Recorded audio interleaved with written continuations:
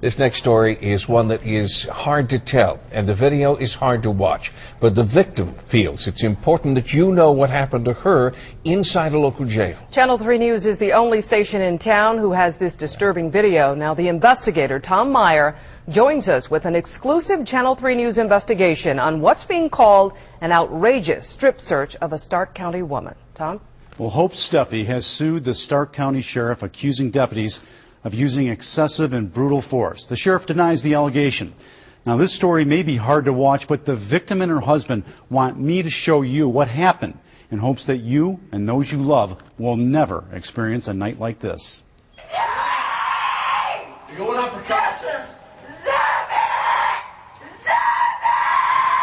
Hope Steffi is scared to death. Her husband, a high school educator, I want to show you this, okay? Can't believe what he's watching on videotape as Stark County Sheriff deputies pin his wife down to a jail cell floor.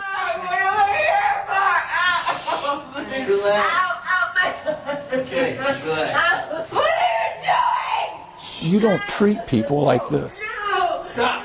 I don't think murderers are treated like this. Steffi weighs 125 pounds. She's in handcuffs, face down. Yet her lawyers say up to 7 individuals working for the sheriff or jail are in the cell. Both women and men deputies forcibly remove all her clothes. What are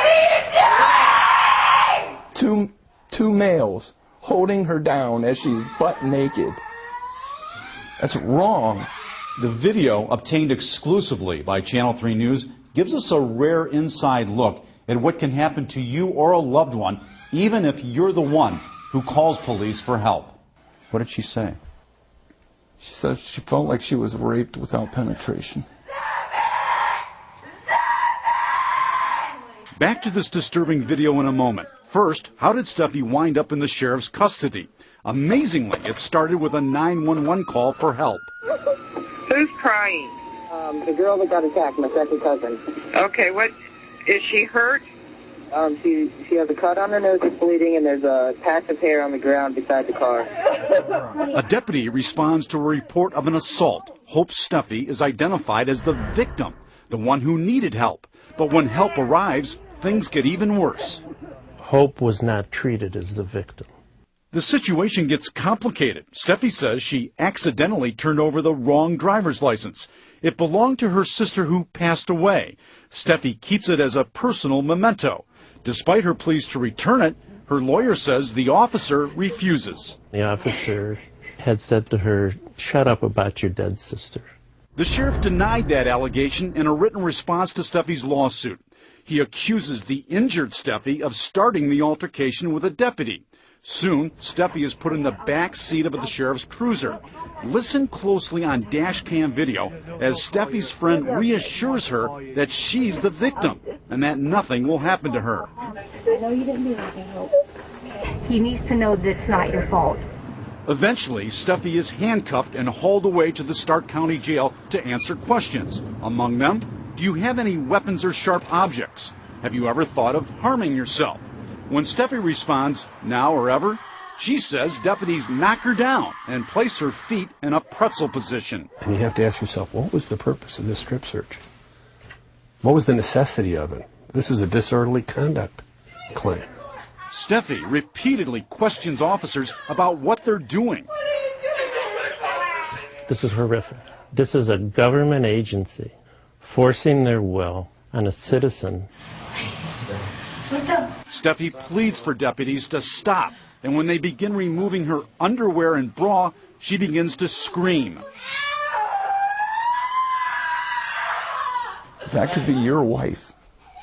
That could be anybody's wife. For the next 6 hours, Steffi was left in a cell completely naked, without even a blanket to cover herself, and the sheriff admits it. She says she wrapped herself in toilet paper to keep warm and to prevent anyone else from seeing her nude. She also says she was denied access to a phone and medical assistance for injuries that included a cracked tooth, a bulging disc, and bruises. The sheriff again denies the allegation. Lawyers for Steffi say the video speaks for itself. The force used was completely unwarranted. Her lawyers say this is a strip search, and the sheriff's own policy says officers conducting the search must be of the same sex. Clearly, in this case, men played a key role. The last two individuals to leave that cell with her completely naked were both men. What would any woman fear? Eventually, Steffi was told she was being charged with disorderly conduct and resisting arrest. When they took her to booking, her husband says they forced her to wear nothing but a weighted vest like this. Tomorrow night at 11, new exclusive video and questions about whether all jailhouse video was released. Tim?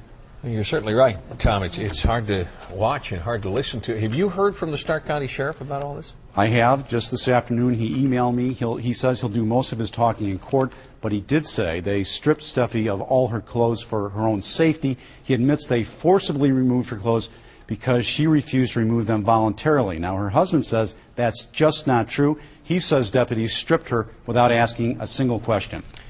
All right, Tom. Thank you. More on this tomorrow, Tom. Thank you.